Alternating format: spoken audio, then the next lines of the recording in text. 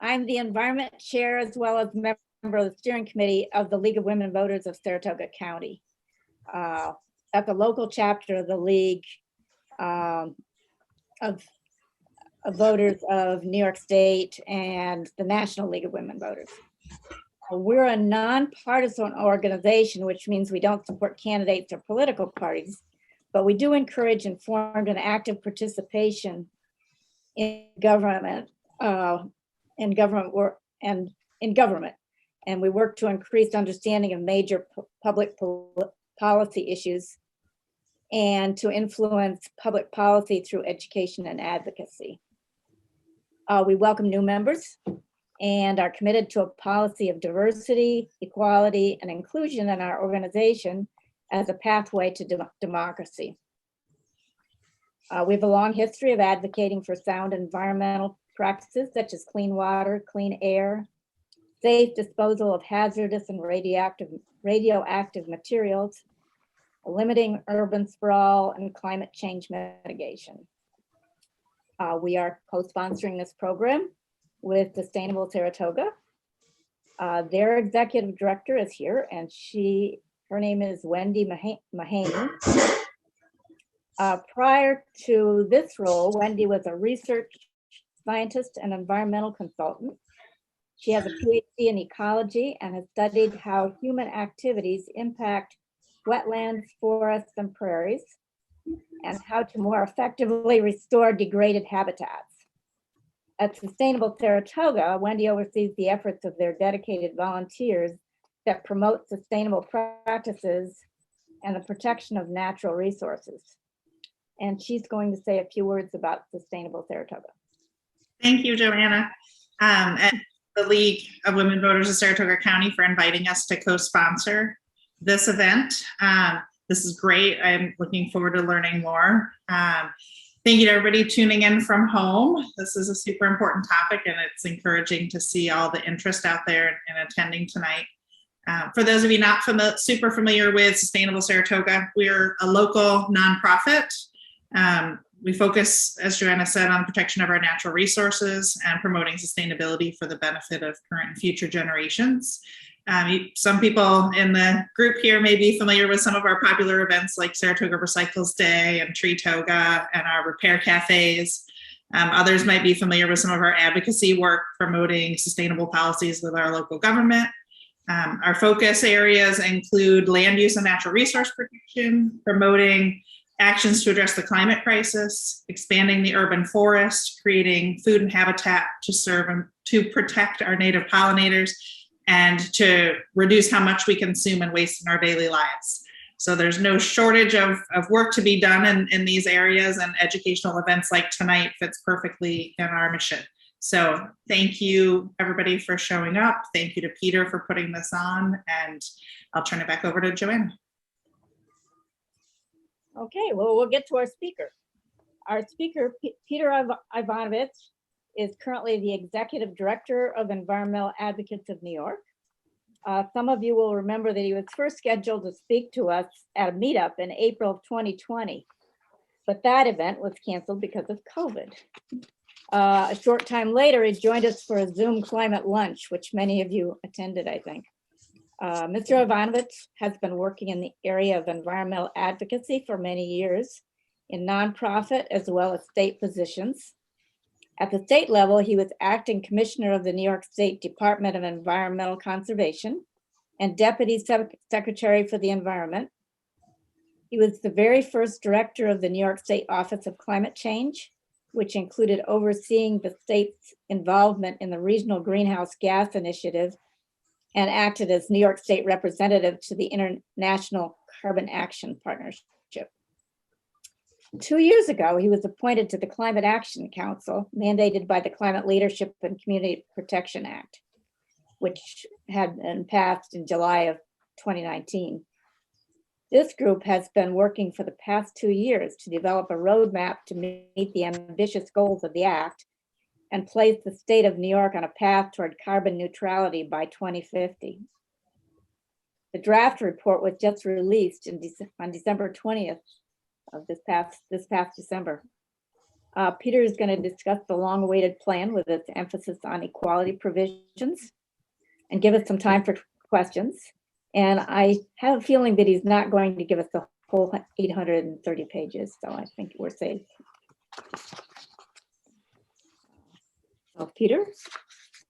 Hey, thanks, Joanna. The kind introduction, and it's really wonderful to be here with you this evening.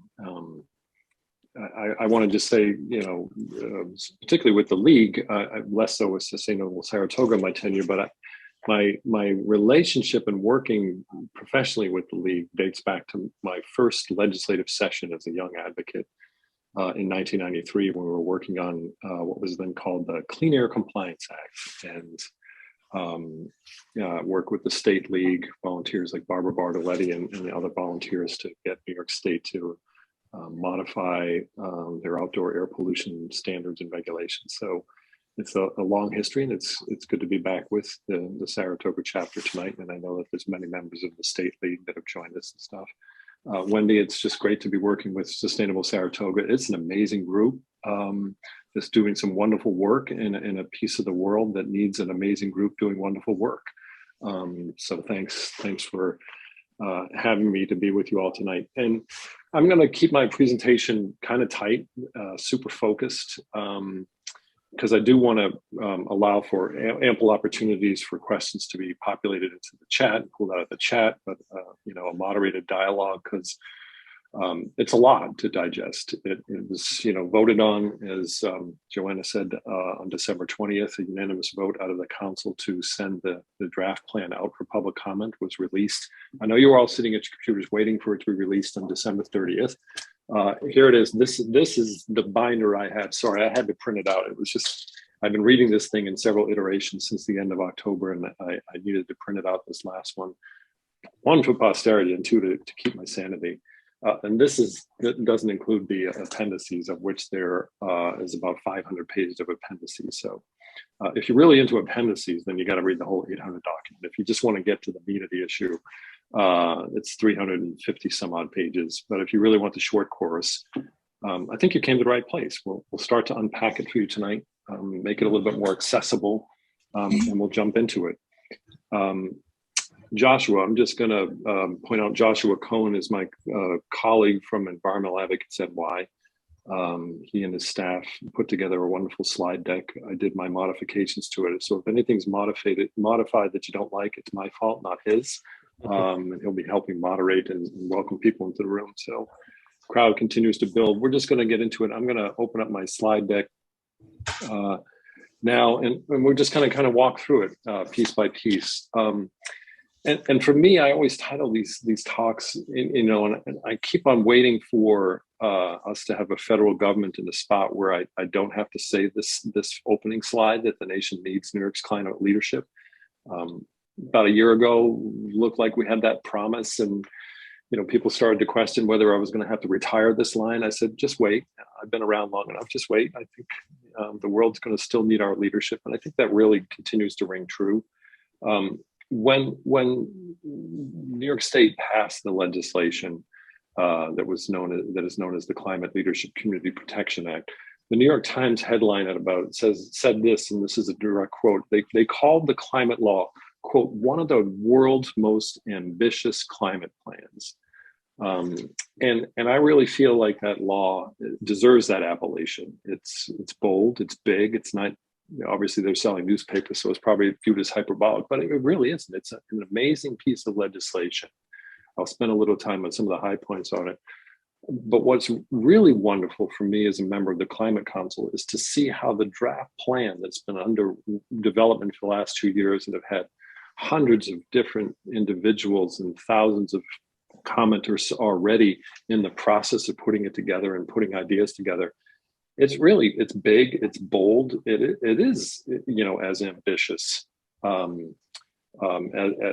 I think the New York Times set it out. But here's why the nation needs New York climate leadership. First, couple of dates. In March of this year, March 13th to be exact, it will be the 21st anniversary of the Bush and Cheney administration withdrawing the United States out of the Kyoto Climate Accords. And that was a step backwards for New York, for the national sort of involvement in a broader climate fight. The reason why I know that date so specifically is that's the day my son was born. And I remember very vividly doing media interviews that day from the hospital because it was a point and I worried about the next generation. So, I mean, that was the sort of first milepost. Then in 2010, Congress failed to pass climate legislation in a comprehensive way. The House passed a bill, but the Senate didn't take it up. So that was a key mile point where you thought, okay, the nation's going to have leadership. We saw what Trump did in terms of the Obama rollbacks. And now we're seeing the frustrations, I think, with the current Congress trying to move through with the Biden plan. So, you know, it is not without any level of humility that I say this, but New York, the nation really needs us. And indeed, I think the world really needs New York to step up, to continue to be bold, be ambitious, move as fast as possible to electrify all of our energy systems, to move away from combustion, not just of fossil fuels, but even biofuels, and to get into full electrification as fast as possible, and to do it with a huge amount of equity and justice for frontline communities and workers. You saw a little bit about this, but just a little bit background on me. I've been executive director of environmental advocates for the past 8 years. And it's a return home for me. I was a young program associate for environmental advocates in the mid 90s. So it's a pleasure for me to come back and be a part of an organization, knowing how amazing the group is and its longevity and work. And it's also just a pleasure for me to be with you all tonight. And thanks for carving out some of your evening to spend with us. The agenda tonight, I'm just going to run through real quickly, but what we're going to try to touch on is really walking you through the significance of the Act, the process, the timeline. When we look at the Act and the scoping plan itself, the benefits that have been identified of acting and the negative consequences of failure to act. I'll walk you through some of the key highlights that I want you to understand and appreciate with the scoping plan itself from all the different sectors.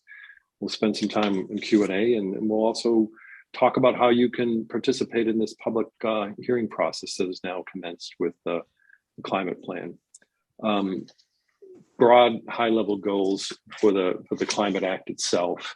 Less than 8 years from now, we're going to be cutting our greenhouse gas emissions from all sectors by a half, and we'll reduce nearly all of our greenhouse gases emitted in the state, especially every one of those emissions associated with combustion of fossil fuels by 2050. While that seems like a long ways away, remember we're just 21 years away from when the Bush administration pulled us out of the Kyoto Accord. So time flies. I know that vividly with the growth of my son. 8 years is basically tomorrow when we talk about cutting our pollution by half in that time period. The statute also envisions that the electricity feeding all of our electrified energy systems will be absent emissions, not just carbon emissions, but all emissions. So the electricity generating sector will be 100% emission free by 2040. Less than 8 years away, it's going to be 70% generated by renewables, and there's not a lot of wiggle room and loopholes in the definition of renewables. It's pretty clear. Renewables are wind and solar, geothermal, and hydro. We're not talking about stuff that is quasi-renewable, if you will, like garbage burning. It's a straight up hard definition of what's going to be renewables. And also the equity goals and provisions of law are pretty strong. We're going to ensure that when we go through this transition, that those who are at the forefront of climate impacts, environmental justice communities, disadvantaged communities across New York State, and workers who will get displaced as we move off fossil fuels, and workers in communities, they're not going to be left behind. So 35% of the spending that New York does on clean energy is to be directly invested in disadvantaged communities. And I'll talk a little bit about how that definition is evolving and how it's going to evolve. The process is sort of laid out by Joanna earlier, just to reprise that a little bit. The statute required the state create a climate action council, of which I'm a member. There are 21 other members of that council. Many of them are the key state agencies, but there are a number of outside agencies appointees, and that's how I was appointed by the Assembly Speaker.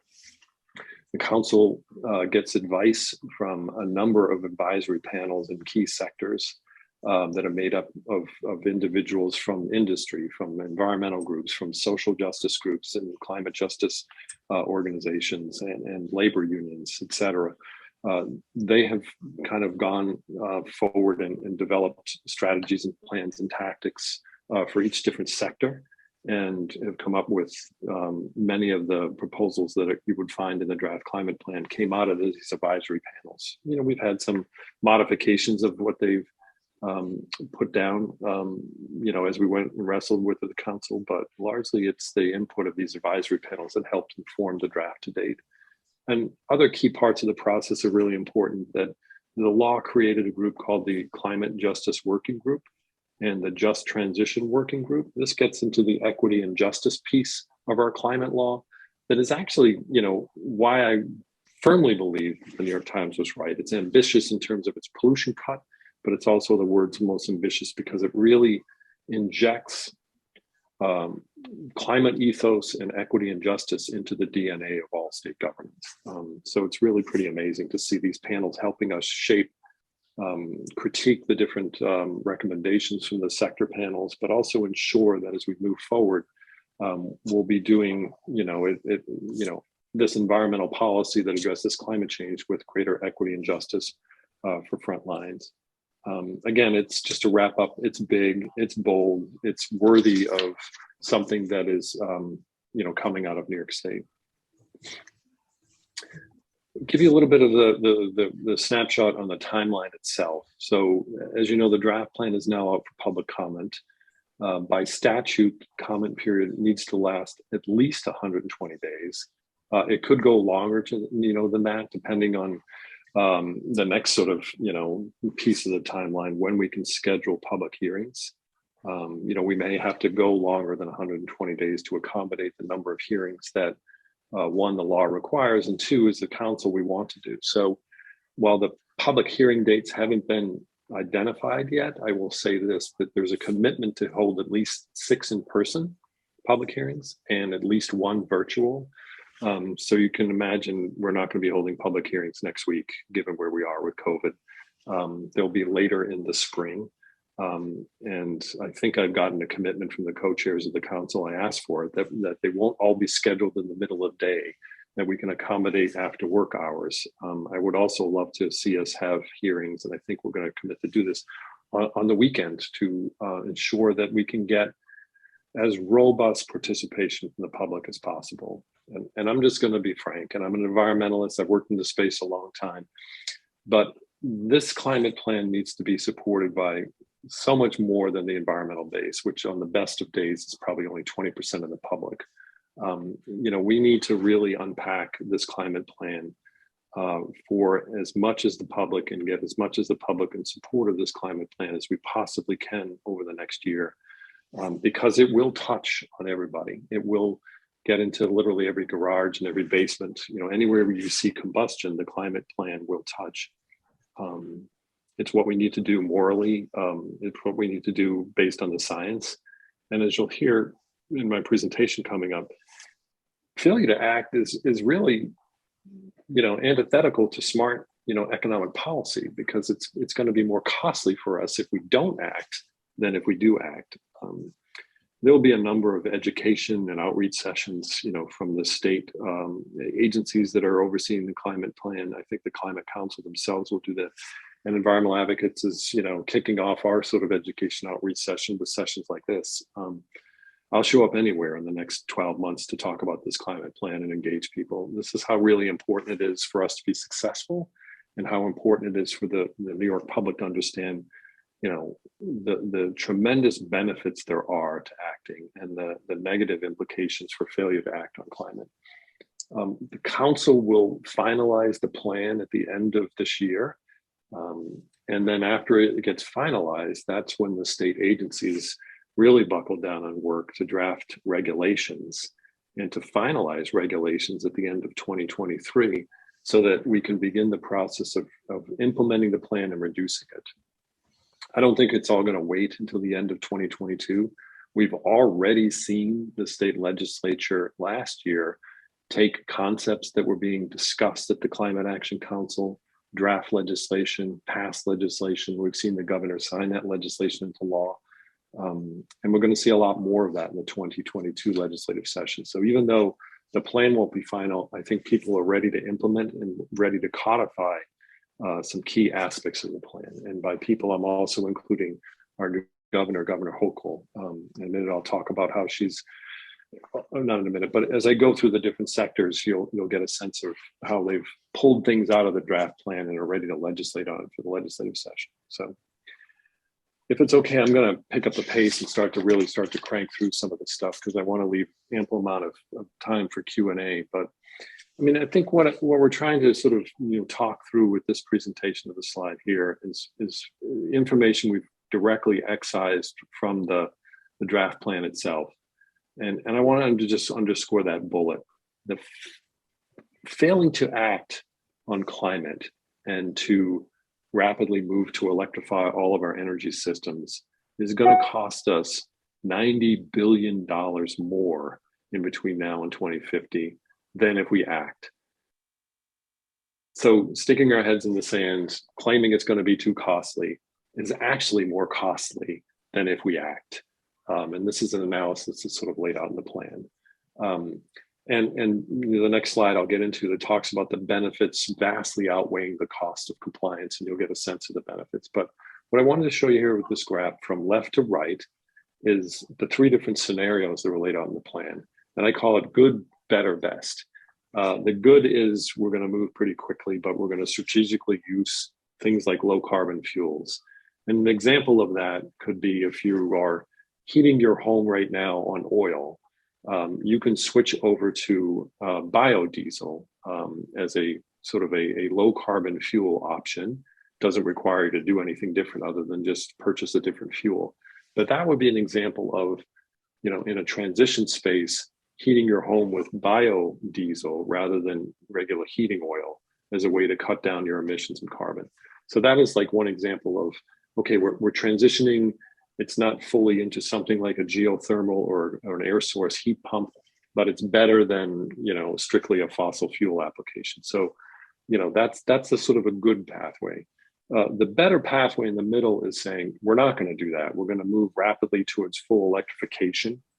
There may be some areas that are just really hard to change, such as aircraft emissions, some industrial sectors. So they may still see some other applications being still used, but it is a faster transition towards electrification. So we remove out things like biodiesel for heating and move faster into ground source heat pumps or air heat pumps to provide heating and cooling for residences. So you move away from combustion of all sorts faster under the middle scenario. And the last scenario is you really try to electrify everything as fast as you possibly can. And you actually go deeper than the 80% cut with negative emissions technology. So carbon capture and sequestration in some cases. So the scenarios that are laid out are all really good. But I just wanted to sort of present to you exactly, okay, the benefits that we can see in the annual sort of, or the 30-year sort of life of those benefits there. This slide really talks about, the specific benefits. When I said that the benefits greatly outweigh the cost, and I'm hoping this should be obvious, but in the good, better, best scenarios. What the story says here is, in between the graph on the left and the graph in the middle, it's really, if we accelerate our transition to full electrification, the benefits are actually greater than a slower pathway. And for me, I worked in those early days when I was at the Lung Association with the League. It is a very common sense. The faster we move away from burning things for energy sources, the greater the benefits to society will be. The greenhouse gas emissions benefits are there in the gold section. In the green section, this is sort of near and dear to my heart. And these are the health benefits. So put in plain English, the faster we move to electrification in our buildings, our transportation, and move industry off of fossil fuels, the faster we get to a place where fewer people are getting sick and dying prematurely. That's what we mean when we talk about health benefits. We can get real specific about health endpoints, but fewer people get sick, fewer people die prematurely, the faster we move away from combustion of fuels. Less air pollution in the air, less premature death is a straight force. Now, the sort of avoided greenhouse gas benefits. Pursuant to the climate law, the DEC was also required to do an assessment of the damages associated with all of our greenhouse gas emissions. And when I talk about damages, it's, you know, the ecological damages, it's the public health damages, it's the cost of cleanup. You know, it's basically how much are we paying for every ton of pollution? In sort of policy speak, it's called the social cost of carbon. And when DEC assessed this a little over a year ago, they determined that for every ton of carbon dioxide emitted in New York State, the damages were about $120. So we're paying this now in our healthcare. We don't see it lined out, you know, on our insurance bills, but we're certainly paying for insurance cleanup costs. We're paying in our property taxes. It's, you know, in rent if we pay rent because our landlords pay property tax. It's the cost of cleanup after extreme weather events. It's the premature deaths. So all of that goes into the social cost of carbon. Now, here's one more figure I want to give to you. I gave you the, if we failed to act, it's more costly figure of $90 billion more costly than if we act. And that should trigger everybody to say, well, this is an economic no-brainer.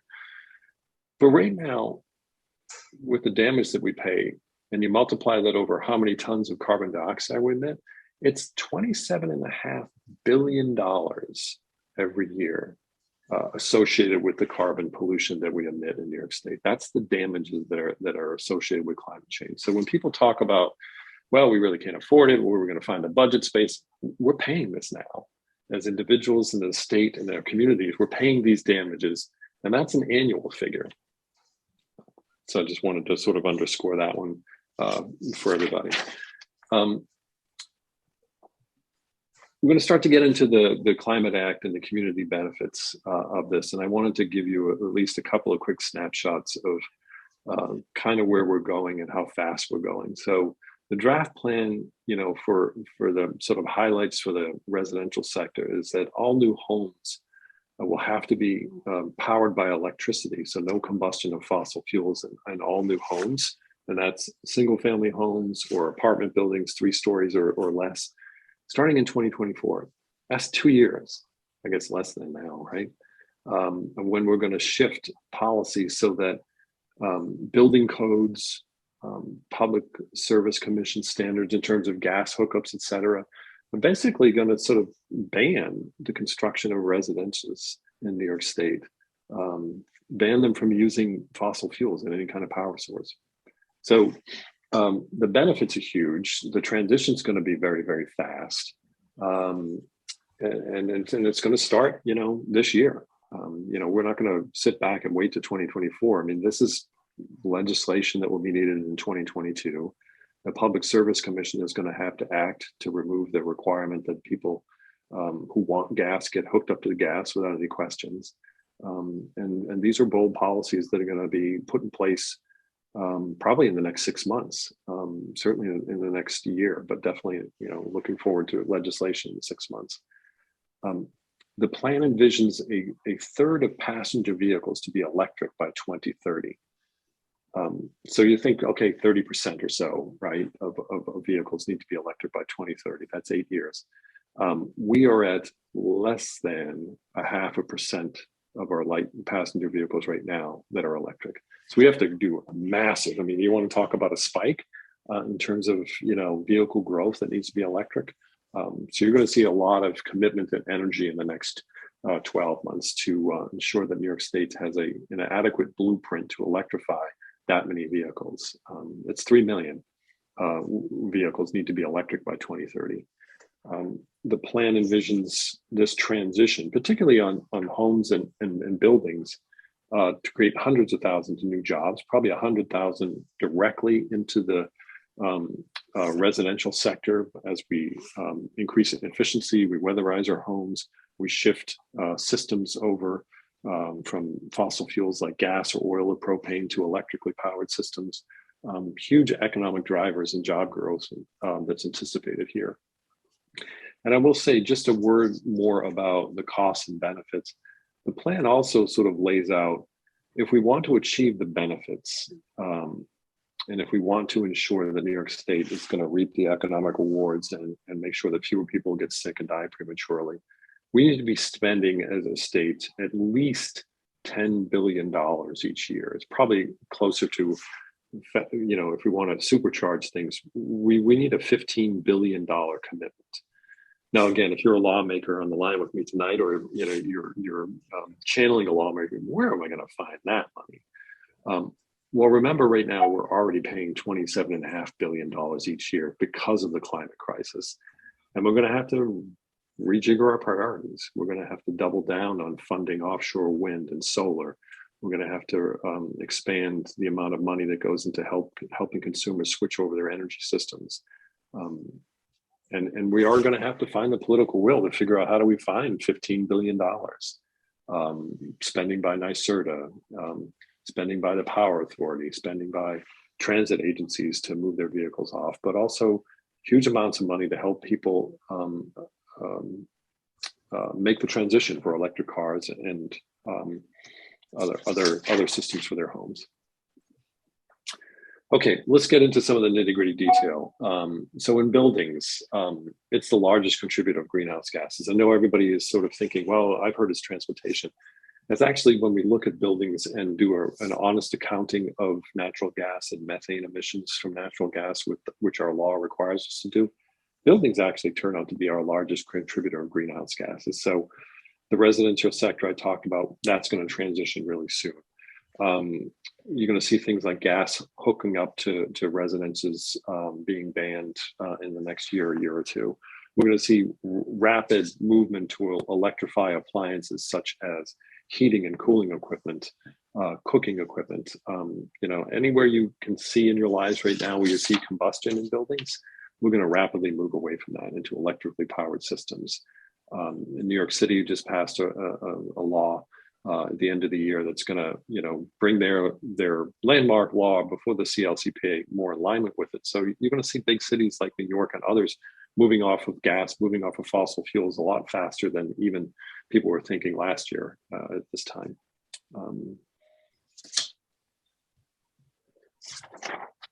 Transportation, I talked a little bit about this already. It's our second largest contributor.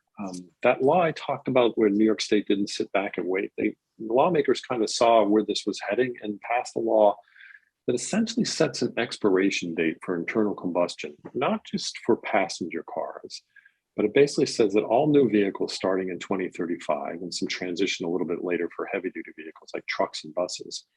But starting in 2035, it will be illegal for an automaker to offer for sale or lease a car, a van, an SUV, or trucks and buses. It's going to be illegal for them to sell things that aren't zero emissions in a new vehicle. And then the transition is another 15 years where we'll see all of our motor vehicles be powered by something other than internal combustion. So that's an amazing law. So again, it covers passenger vehicles, trucks, buses. It hits farm and construction equipment. It even requires a strategy to be put in place so we completely electrify lawn and garden equipment. So it's a pretty wide, broad, and amazing piece of legislation that, one, I was so happy to see that the legislature passed last April, but even more so, this was one of the first acts that Governor Hochul took when she was really, you know, digging in on the climate issue as a new governor. In early September, she signed this into law, and you know, I think everybody's pretty proud of it. It's a pretty transformative piece of legislation.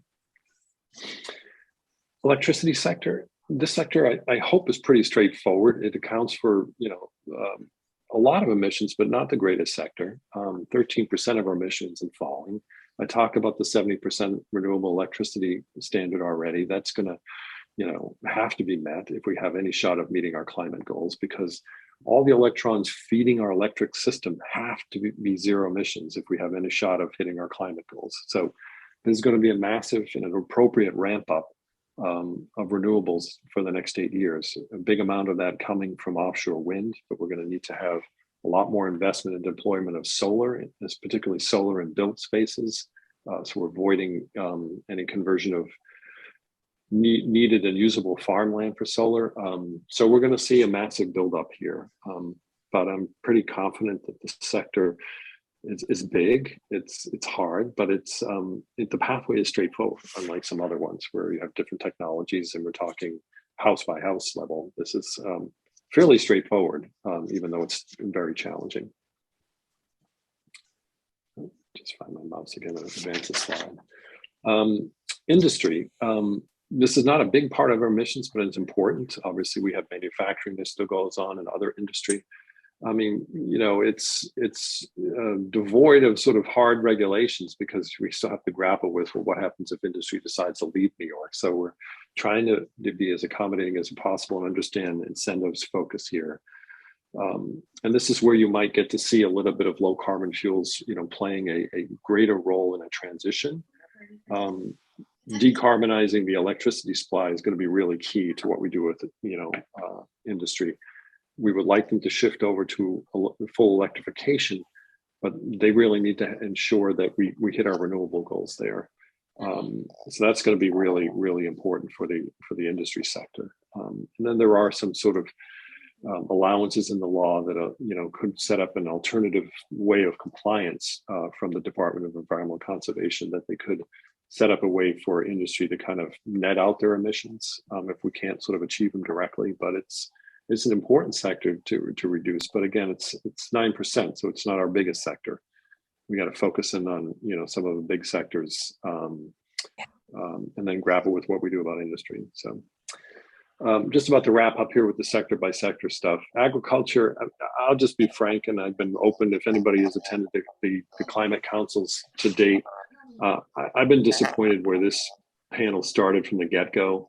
I felt that the chair of this panel, who's the ag commissioner, started off on the wrong foot by assuming that he didn't have to reduce all emissions from the ag sector, which the law clearly says it does.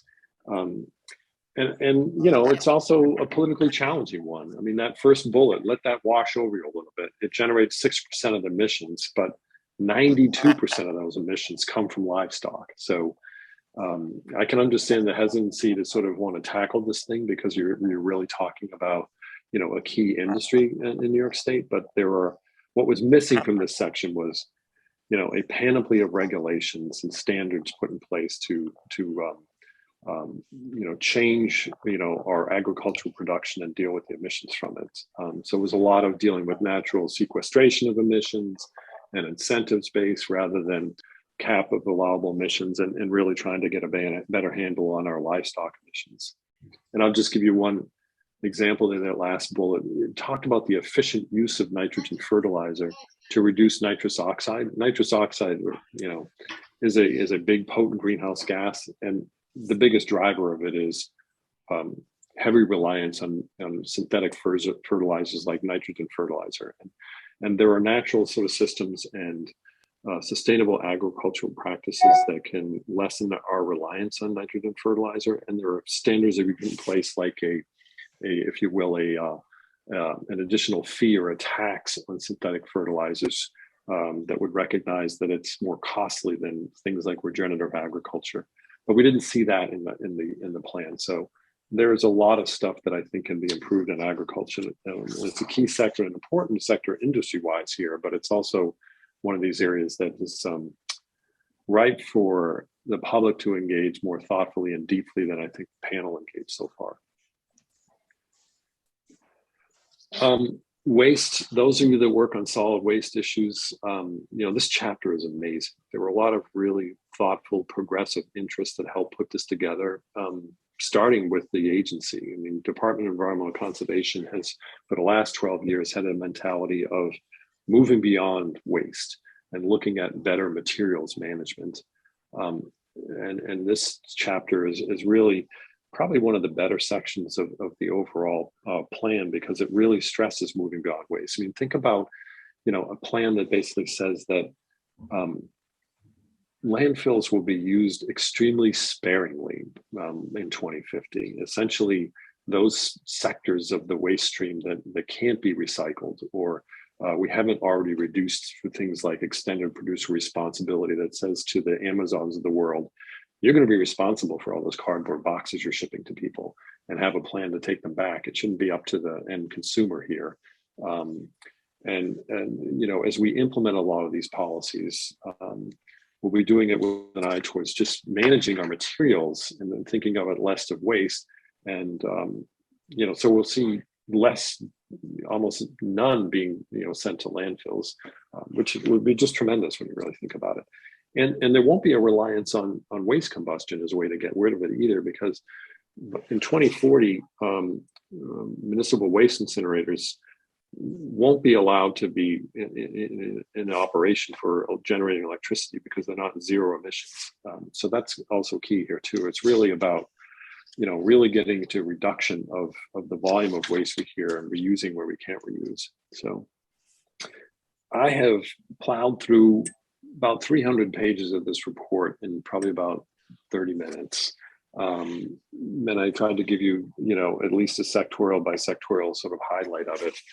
And we're going to turn now to the Q&A portion of it. I think we've got a good amount of time to do some questions and answers here.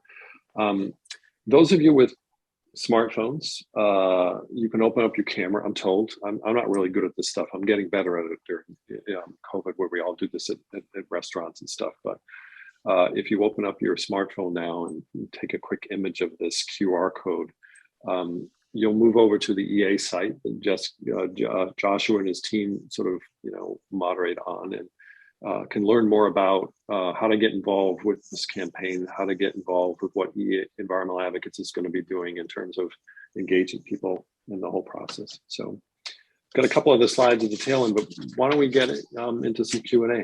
I don't know, Joshua, are you moderating the Q&A with us? Yes. Hello, everyone. Thank you for that, Peter. I did just drop our EA website into the chat, as well as the Climate Action Council website, where resources are available, as well as the draft plan. So we have a few questions already in the chat. Peter, I'm going to ask if you don't mind stopping the screen share so that we can see folks who might want to raise their hand on the video. But I'm just going to start with a couple in the chat, and then we'll go to some of the videos. The first one that I have is actually about snowmobiles. There was a question around whether zero emission requirements are going to apply to snowmobiles, or when they might apply. Yeah, so they will apply to off-road vehicles of any type. So whether it's a snowmobile, personal watercraft, motorboats, etc., zero emission standards will kick into them. I'll have to look back. I don't think there was anything in terms of a direct date, but you can assume that starting in the mid 2030s, that's when those vehicles all have to be, the new ones have to be zero emissions, and then all of those vehicles will be zero emissions no later than 2050. So it's kind of a transition. We start with new standards on new equipment and vehicles, and then everything has to be electrified by 2050. Thanks, Peter. There was also a question about nuclear energy. Yeah, I see that. I'll try to go quick. So no, it's not considered renewable. The definition is pretty tight in the law by design. The question will be, I guess, is whether it is considered zero emissions. If you look at it, it doesn't have a smokestack, but do we consider sort of the upstream emissions, and whether nuclear energy would be considered zero emissions under the law? So it's kind of silent on that, but it's certainly not qualified as renewables. So, and yes, Sue has a follow-up question on nuke, saying yes, nuclear is being subsidized. Those subsidies probably run through 2030. I agree. It's very unfortunate that we are using ratepayer dollars to subsidize these plants. And hopefully that will get unwound and we'll move off of that in 2030 and maybe sooner. Tracy Frisch, good to see you, Tracy, in the chat there. Longtime advocate, amazing work that you've done over your career. Proud to have worked a little bit with you in past incarnations.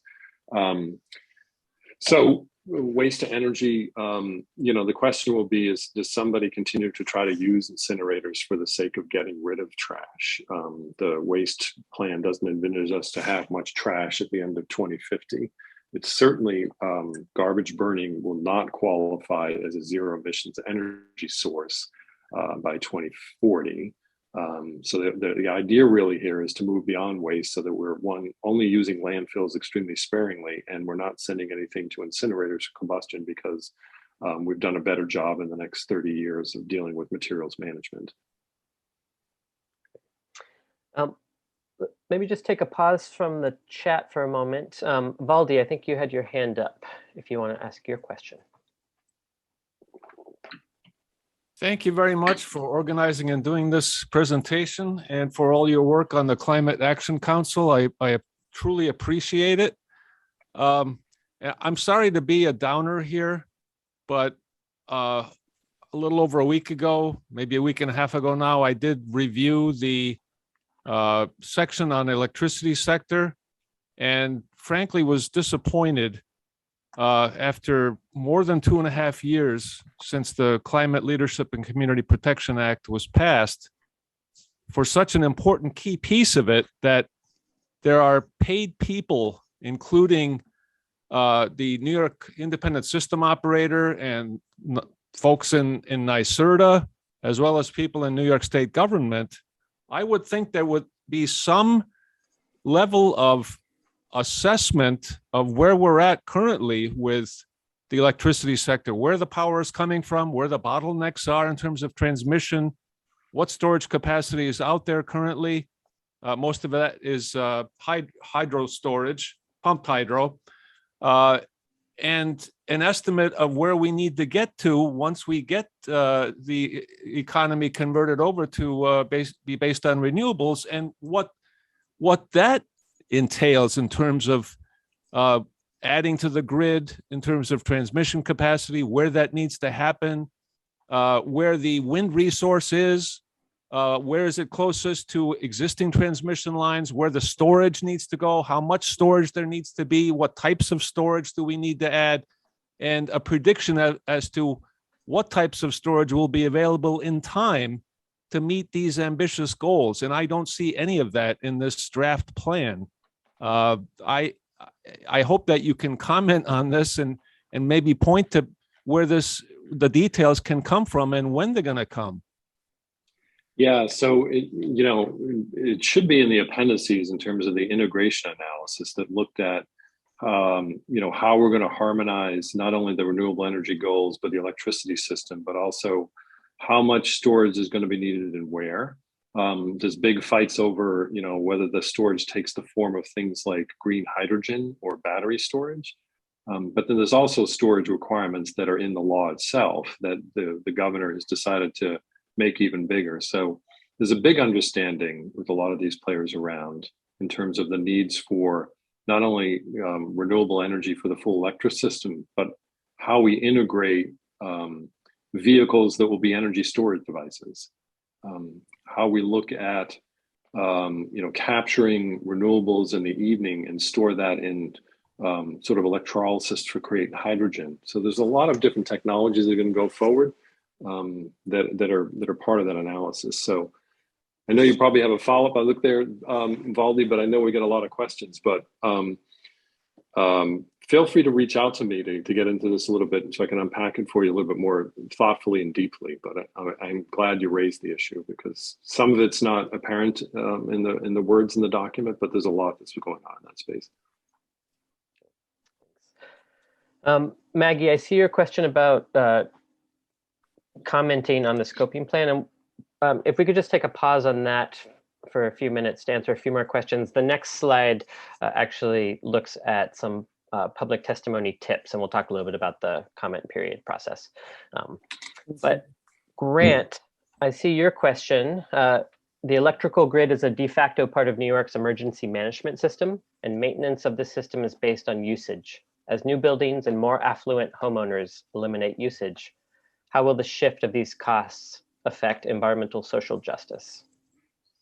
It's a great question. And the quick answer to that is going back to an earlier slide that New York State spends at least 35% of clean energy funds to the benefit of disadvantaged communities. So it prospectively understood that those who are on the front lines of the climate crisis could be the ones sort of that are dealt with sort of like the impacts of the transition. So the idea really is to be spending 40% of the money on clean energy funds, direct investments, so that low income, moderate income New Yorkers who are living in the defined disadvantaged communities, environmental justice areas, are reaping the benefits of energy spending to help them reduce their energy consumption.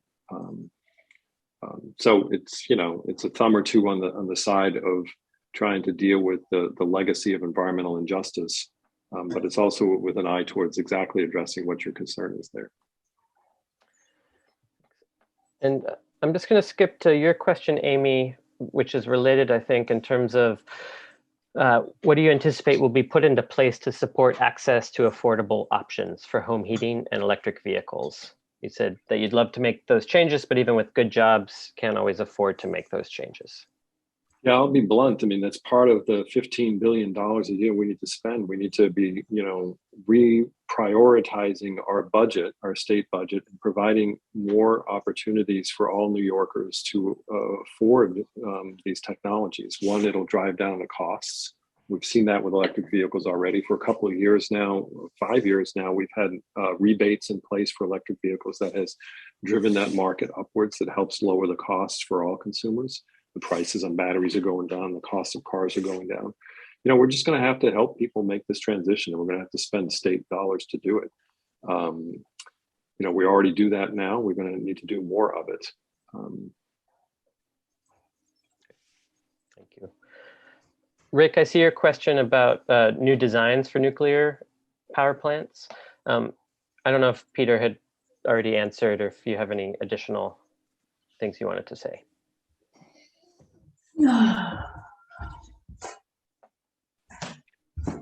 Yeah, I'm just gonna let you know I'm not a real deep expert on nuclear technology. I know there's a lot of concepts out there, people trying to figure that piece of it out to provide baseline power. But it's always been, you know, an extremely costly endeavor and a fairly toxic way to boil water. So not really sure, you know, where that's going to go, but I'm sure people will be working pretty hard on it in the next 20 years. Great. Harrison, I know that you've had your hand raised for a while. Do you want to ask your question? Yeah, you alluded briefly to aviation. We haven't gotten very far with aviation, and the federal government's really stymieing electrical aviation. You seem to suggest that they'll get a longer period of, can you comment on what you saw so far with the aviation sector? Yeah, I mean, first and foremost, we're preempted, you know, from dealing with that sector. I mean, it's hard for the state to go out there and put standards in place there. So that's a hard sector. You know, it could be one of those areas where we look at emissions and look at biofuels for aviation before we get into full electrification. So.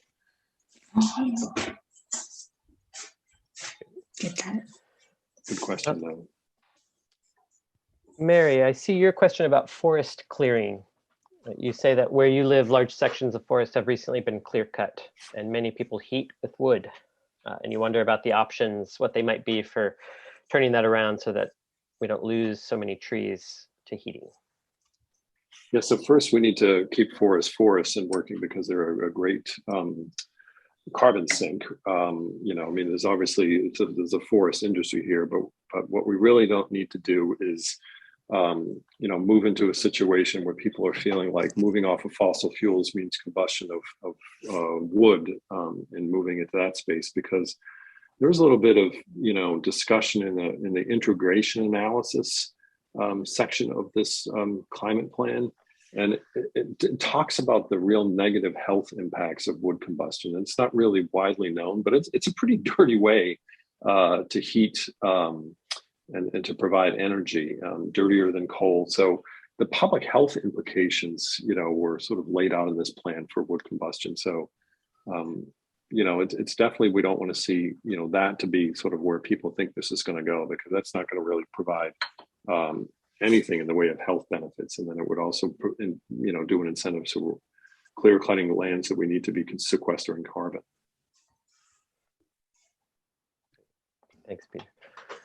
I'm just looking at the time. I know we have 2 more slides in terms of how to get involved and how to make your voice heard in this process. So I'm just going to suggest we move on to this public testimony tips. I know there are several questions that are unanswered. So we will save this chat and follow up with you after, if that's all right, to try to respond to some of those questions. And obviously feel free to reach out to me or to Peter after as well with follow-up questions. I'm sorry we didn't get to all of them today. Yes, so I'll say just, we always like environmental advocates to provide you some tips. If you're planning on commenting publicly, Joshua's put a link in the chat, and I'll give you another QR code in a second to how you can, get access to the site directly using your smartphone camera. But if you're going to testify, or, there's also opportunities to engage outside of the comment process, because as I mentioned, the governor has taken a lot of provisions of the plan and has put them into her vision for the state of the state in 2022. A number of the things that I talked about are areas where she is looking to legislate on this session, and we'll see advancements of the state agencies. So if you're engaging with lawmakers, telling them to start moving on key provisions that you heard tonight, legislators like to do one thing, right? Legislate, and it's a good opportunity for you to engage there. But if you are coming to the public hearing sessions, these are some of the tips we provide for you. Keep it short. You may be only given 3 minutes, so don't spend a lot of time talking about your credentials. Mention who you are, where you're from, and then just get into the heart of what you want to talk about. The time will go by quickly. This hour has gone by quickly. I can't imagine how fast 3 minutes is going to go by. So if you are planning to do it, be focused, be fast. Plan in about a minute, double spaced on a sheet of paper. So think about 3 sheets of paper, double spaced. That's 3 minutes. That's how fast you can probably talk. So keep it quick and tight. And this last QR code here is getting involved. One, feel free to text Joshua and the team with your phone right now to that phone number with the words join EANY. This QR code, if you on your smartphone's camera's open, take a picture of it. It'll bring you to the website that is the New York State Climate Action Plan website. Feel free to be in touch with our great, Joshua's with us tonight.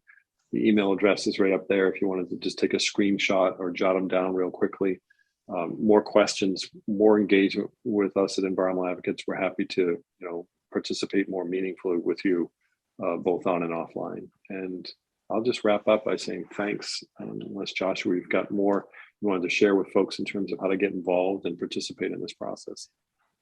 Yeah, no, I think that was everything. Thank you, Peter. And as Peter said, please feel free to reach out to me if you have questions or have ideas also for us at EA in terms of programming you might like to see, or climate sessions in particular. But yeah, we're really happy to be here with you. And I just wanted to thank Joanna and Wendy again, League of Women Voters and Sustainable Saratoga, for hosting this tonight. It's been wonderful. And if there's anything else you'd like to say, Joanna or Wendy. Thank you all for participating. Thank you for coming and presenting, and thank you for all the people that have come and listened and asked questions. I feel like it's been a successful event. Yes, thank you everybody for coming tonight. This is this is a great presentation. I'm excited about seeing how it unfold in the next few years. Yeah, so Joanne and Wendy, thanks again for the invitation. I know we covered a lot of ground, and it can be head spinning, but I hope it was also inspiring that we've got a governor who looks at climate change as a want to, not as a political have to. She really seems deeply committed to it. I get the feeling that she's unleashed the agency staff and the professional expertise. And, as a council member, I'm ready to hear comments. They asked us to plan on attending 2 of these sessions. I'm going to all 6. I want to hear from as many people. I want, as we're deliberating a final plan a year from now, I want it to be really informed by where New Yorkers are from all across the spectrum. And I'm really looking forward to this dialogue with New Yorkers in the next year.